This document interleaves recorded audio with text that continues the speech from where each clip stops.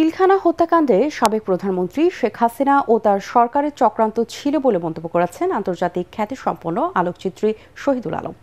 কারা নির্যাতিত বিডিআর পরিবারের পক্ষে প্রেসক্লাবে আয়োজিত সংবাদ সম্মেলনে তিনি জেলবন্দি বিডিআর সদস্যদের মুক্তির দাবি জানিয়ে বলেন, বিগত সরকার প্রহসনমূলক বিচারের মাধ্যমে তাদের শাস্তি দেয়। সংবাদ সম্মেলনে বৈষম্য বিরোধী ছাত্র আন্দোলনের সমন্বয়ক মাহিন সরকার রায় বাতিল করে জেলবন্দি সকল বিডিআর জওয়ানকে মুক্তি দিয়ে প্রকৃত খুনিদের শাস্তির দাবি জানান।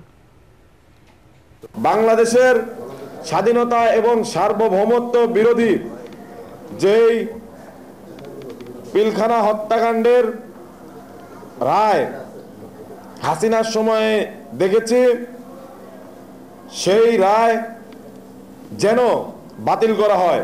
নতুন বাংলাদেশের স্বপ্ন আমরা দেখি, সেই বাংলাদেশে এই ধরনের অবিচার কখনোই হবে না এবং সকল বিডিআর যাদের প্রতি অন্যায় অবিচারে এইভাবে রাখা হয়েছে তাদেরকে মুক্ত করা হবে। তারপরে একটা সুষ্ঠু তদন্ত হবে।